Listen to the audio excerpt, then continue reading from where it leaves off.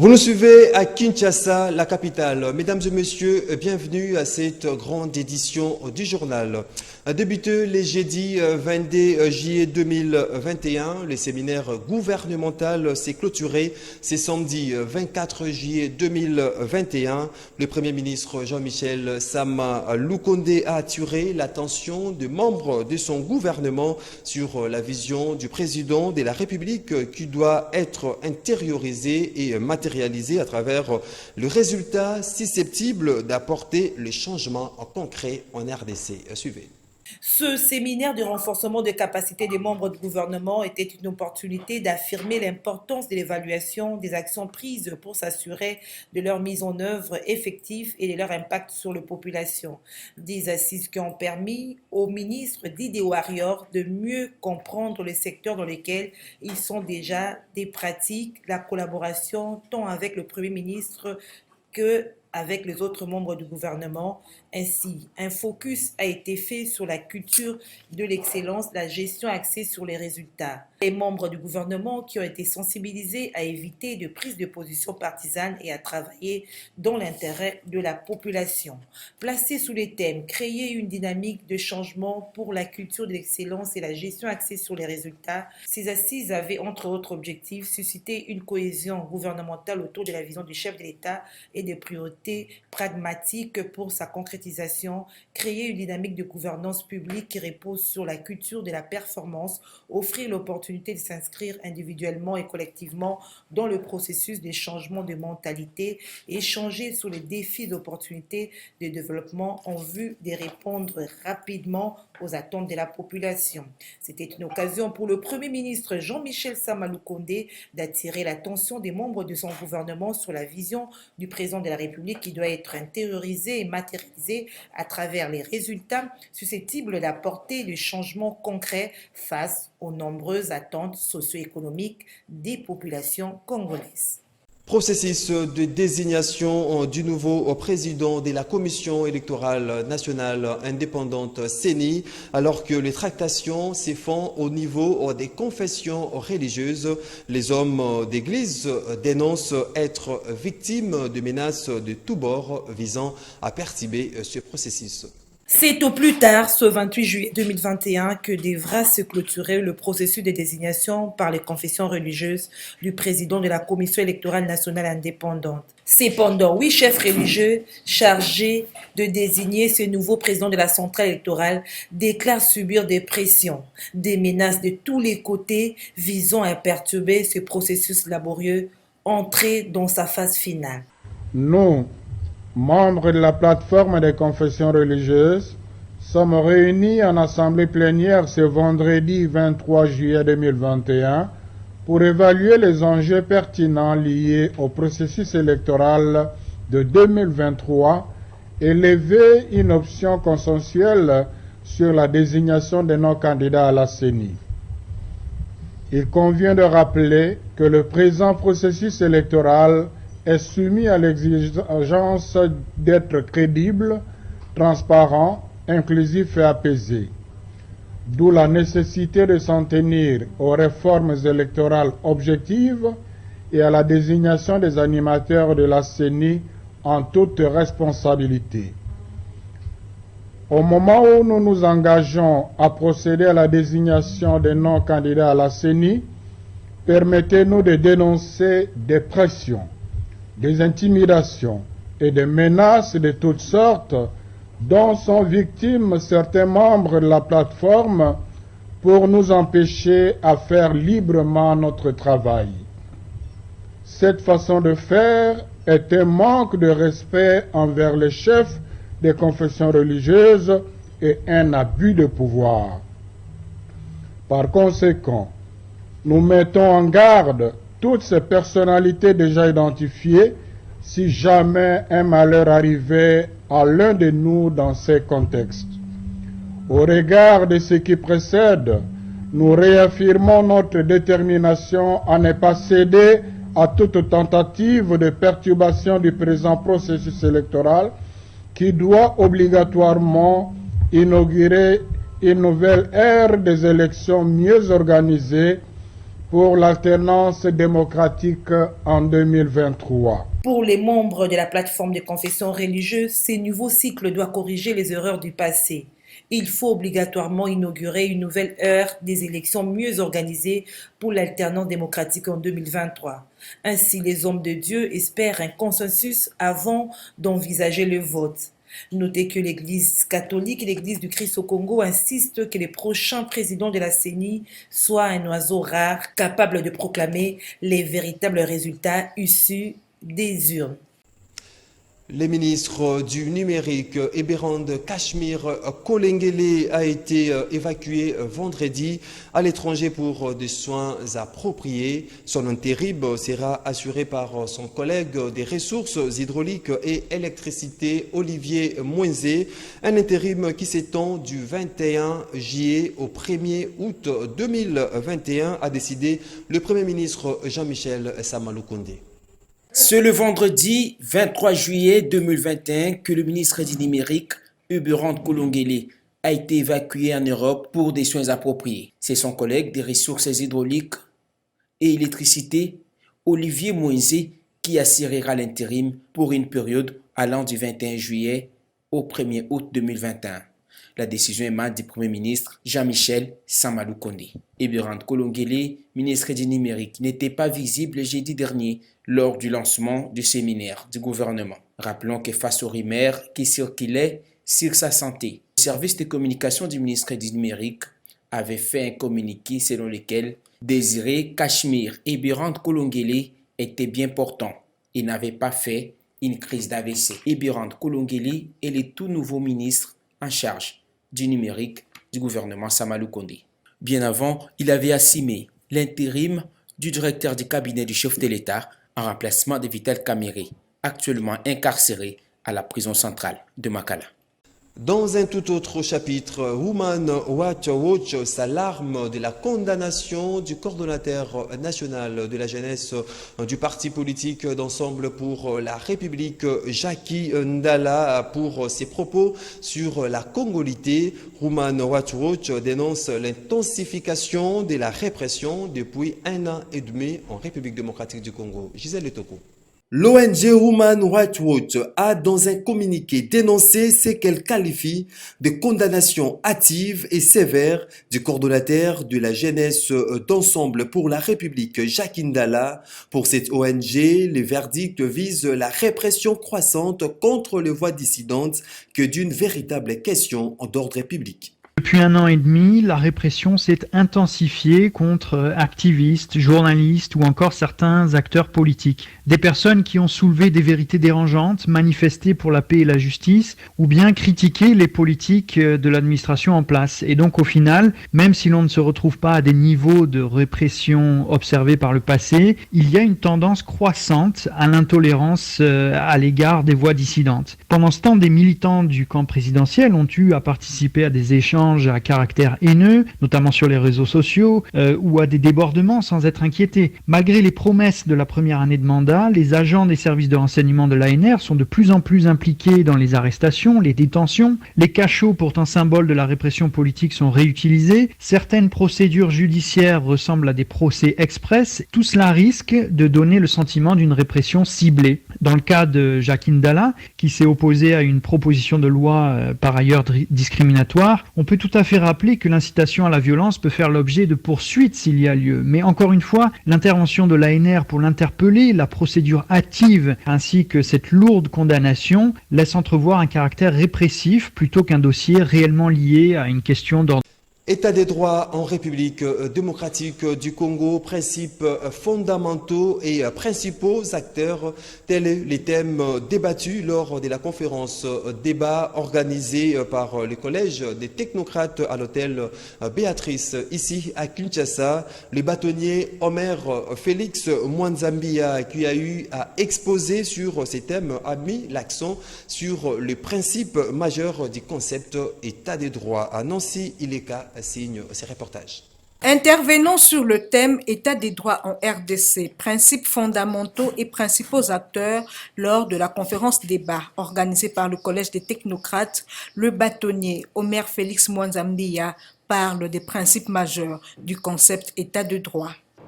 Parce qu'en réfléchissant sur la situation de notre pays, ou de l'Afrique en général, je me disais, mais qu'est-ce qui est à la base du recul, de la stagnation?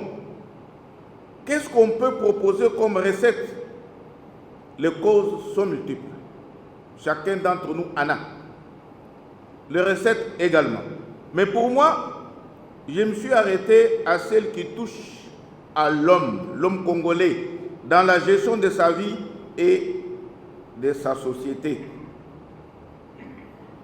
Parmi les causes, j'ai retenu l'égoïsme et l'indiscipline.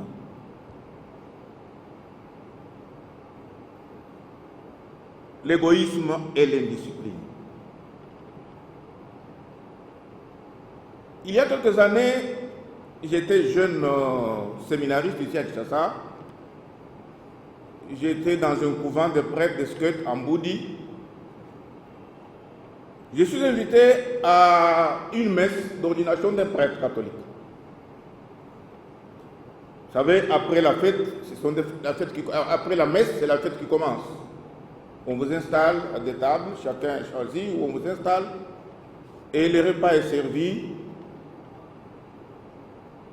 On est à une table avec un monsieur. Nous nous servons le consistant, le foufou, le riz, la chikwang et consort. Et puis arrive l'heure du dessert.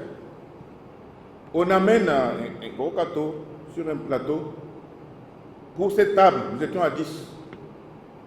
Et lui se met à se servir. Il prend son couteau, il coupe la moitié. Il met dans son assiette en déclarant « J'aime beaucoup ça ». Nous sommes à 10. Lui prend la moitié. Donc les 9 vont se partager les 50% qui restent. Exemple banal. Mais c'est ça qui nous entraîne aujourd'hui. Dans nos comportements de tous les jours, c'est cet égoïsme-là qui provoque des intérêts immédiats et personnels dans la gestion de la chose publique. Parlons à présent de la clôture vendredi 23 juillet 2021 de la table ronde d'échange et de renforcement des capacités des acteurs de la société civile organisée par l'Observatoire de la dépense publique ODEP avec pour objectif d'organiser un vaste plaidoyer en faveur des structures des contrôles de l'État pour contribuer à l'éradication du fléau de la corruption en République démocratique du Congo. Témoin d'événement Dadi Luindamo. Plusieurs recommandations ont été formulées à l'issue de la table ronde d'échange et de renforcement des capacités des acteurs de la société civile en vue d'organiser un vaste plaidoyer en faveur de toutes les structures de contrôle afin de contribuer à éradiquer le fléau de la corruption en RDC. Des recommandations qui tournent autour de la mise à disposition des structures de contrôle de moyens de bien faire leur travail, comme nous le fait savoir le PCA de l'ODEP, le professeur Mouté Bachilenge. Bien, les recommandations phares, c'est que essentiellement ça tourne autour des mises à la disposition de tous ces contrôles des moyens pour pouvoir faire leur travail, des moyens financiers, des moyens matériels, des moyens humains. Les archives de ces institutions, on ne sait pas où classer, où mettre, même les moyens informatiques qui peuvent permettre de faire un archivage très très moderne, eh bien, ils n'ont pas ces moyens-là. Donc globalement, il faut que leur importance soit reconnue et que les moyens leur soient donnés pour qu'ils puissent faire vraiment ce travail qui est très important en amont par rapport à la lutte contre la corruption. Structure de passation de marché.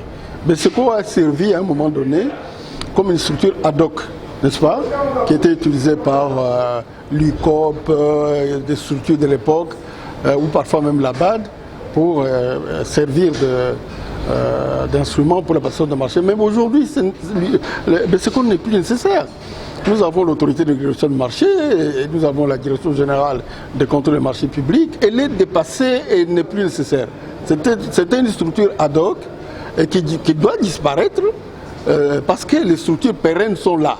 Plusieurs experts venus des institutions à travers des structures de contrôle de l'État ainsi que ceux de la Et puis les réseaux pour la réforme du secteur de sécurité et justice saluent l'arrestation dans la province d'Elituri de 9 officiers militaires impliqués dans les détournements des fonds destinés aux opérations militaires liées à l'état des sièges. Suivez plutôt son coordonnateur Emmanuel Kabengele. Il s'est exprimé au micro de Modeste Chichileo. Des opérations menées dans le cadre de l'état de siège en cours en Ituri au Nord Kivu souffrent d'appui financier. Voilà qui explique la mission que mène auprès des corps de l'armée le général Gabriel Amis, inspecteur général des FARDC, d'où l'arrestation de 9 officiers des forces armées de la République démocratique du Congo, présumés détourneurs des fonds alloués à ces opérations militaires. Une action saluée par le coordonnateur national du réseau pour la réforme du secteur de sécurité et de justice, Emmanuel Kabengele. Nous saluons cette initiative, c'est un début, mais il faudrait que l'initiative commencée puisse aller jusqu'au bout pour remonter toute cette chaîne. Parce que vous savez, ceux qui ont pu être arrêtés d'une certaine manière, doivent se retrouver dans toute une chaîne qui pourrait à un moment donné remonter jusqu'à un certain niveau.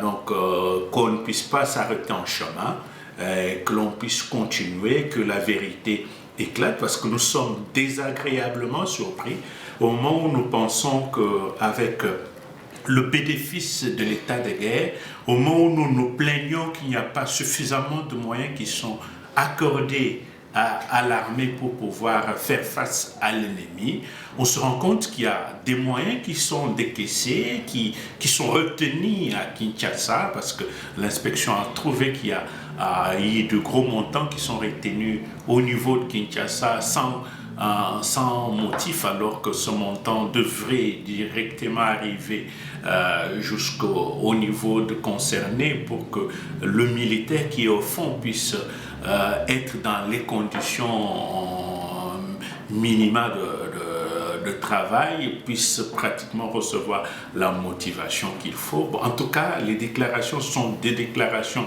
qui surprennent et nous réjouissons déjà avec l'inspection générale des forces armées de la République démocratique du Congo, qui est déjà de cas qui sont déférés devant la justice militaire, et nous pensons que cela puisse continuer pour que l'on remonte dans toute cette chaîne. Vous savez, le président lui-même avait parlé déjà de ce qu'il avait considéré comme la loi de l'Omerta, et on espère que cette chaîne pourra pratiquement être détectée et on pourrait, au niveau de l'armée, toutes les brebis galeuses, essayer de le mettre à la disposition de la justice. Tout à fait autre chose à présent, les comités de pilotage du projet des renforcements des infrastructures socio-économiques dans la région centre de la République démocratique du Congo, prise BAD RDC, vient de boucler sa mission de contrôle dans les provinces du Kasaï oriental et Kasaï central.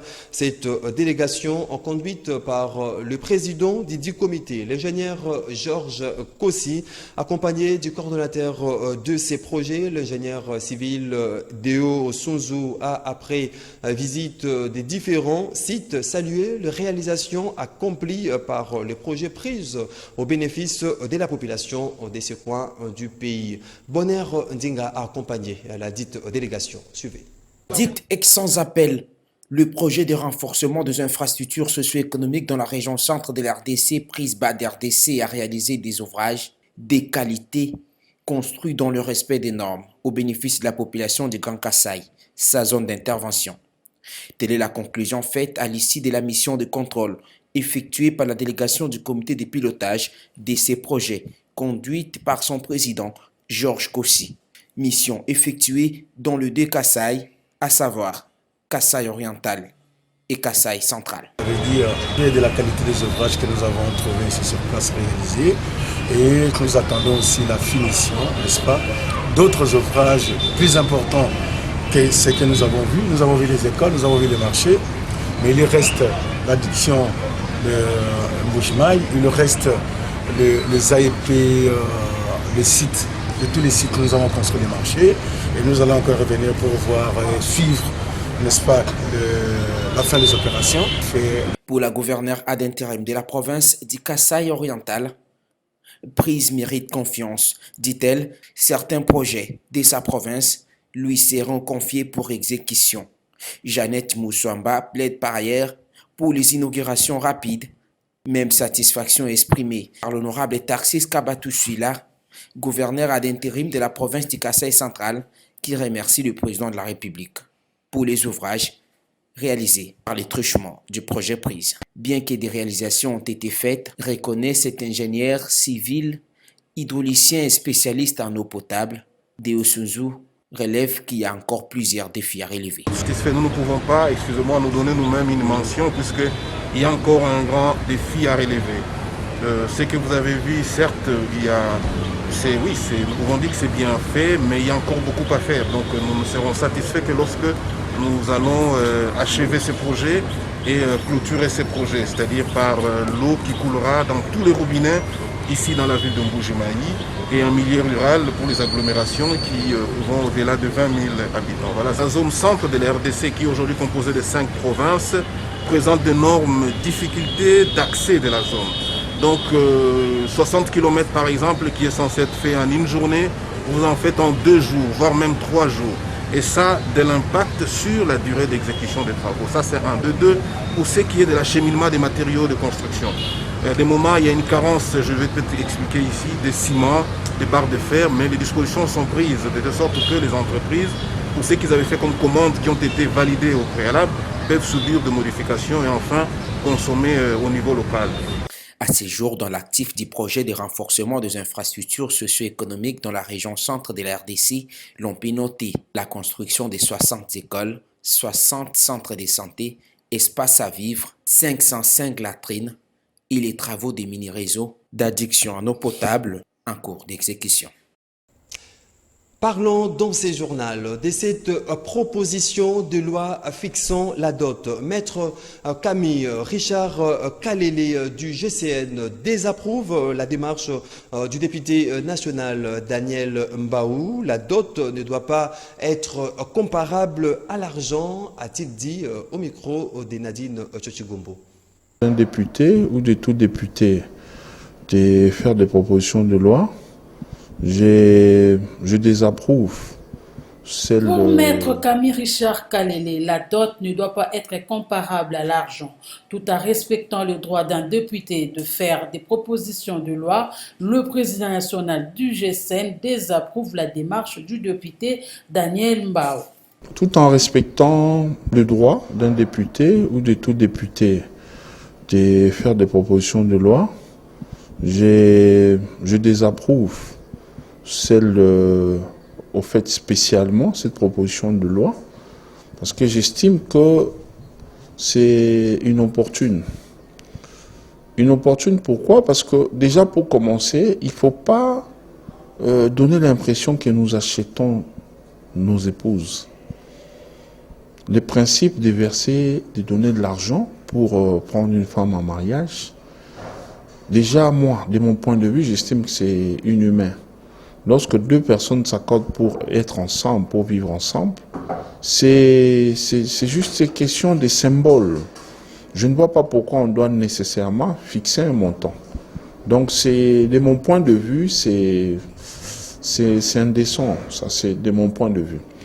Bon, si ça se démonte, cela est tributaire à chaque province, chaque famille.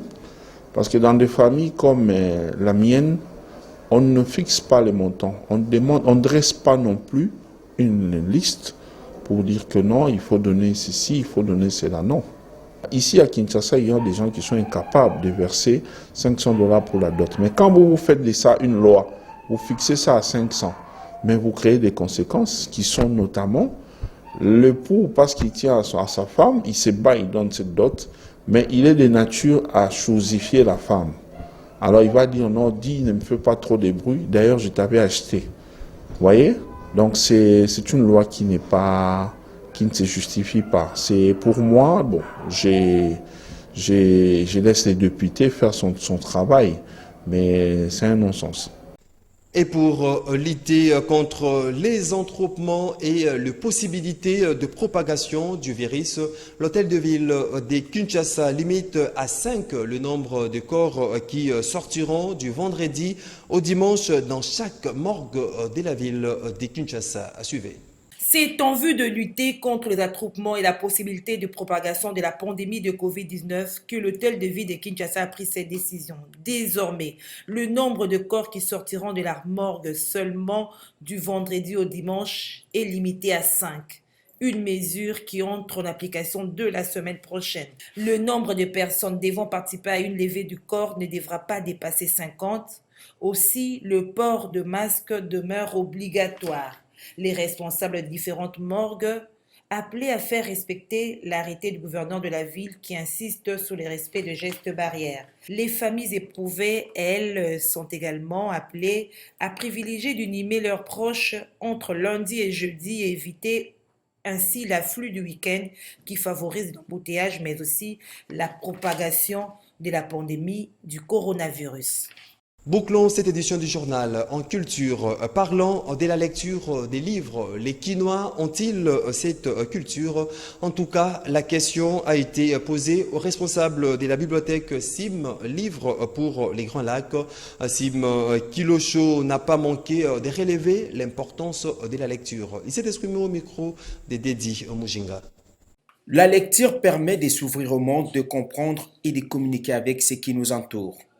Elle constitue donc une véritable opportunité de développement et de création d'emplois, sans parler de l'éducation et des bénéfices qui découleraient d'un accès plus large au matériel pédagogique. Approché à ce sujet, Sim Kilosho Kabale, responsable de la librairie Sim Livres pour le Grand Lac, d'indiquer que la lecture est très importante pour l'ouverture d'esprit, le bagage intellectuel, et cela va se répertorier dans le développement du pays. Si les Congolais ont l'habitude de lire, oui, ils lisent. Il y a ceux qui lisent, il y a ceux qui ne lisent pas. Mais nous, notre objectif, c'est de les amener à lire. Parce que la lecture est très très importante pour l'ouverture d'esprit, pour un bagage intellectuel que tout citoyen devait avoir. Et cela maintenant va se répercuter sur le développement du pays. Sim Kilosho d'indiquer qu'une femme documentée est porteuse de plus d'éducation au sein d'une société. Et tout ce que je peux dire aux femmes, c'est les inciter à lire. Les inciter à lire. Parce qu'une femme congolaise que nous voulons, la femme africaine que nous voulons, c'est une femme instruite, une femme éduquée et capable d'éduquer les membres de sa famille. Nous ne voulons pas des femmes prostituées, nous ne voulons pas des femmes de la rue, ou bien des femmes mendiantes, non. Nous voulons bien que chaque fois qu'on parle des femmes, chaque fois qu'on médite sur la femme, que cette femme congolaise-là soit une femme éduquée, une femme instruite, une femme cultivée. Comme ça, quand elle fait quelque chose, elle sait qu'il y a des documents, il y a des livres qui parlent de ça. Donc une femme documentée. Et comment documenter la femme? C'est l'amener à la librairie, c'est l'amener à avoir une petite bibliothèque familiale. Voilà qui me fin, mesdames et messieurs, à cette session d'information. Merci à vous de nous avoir suivis.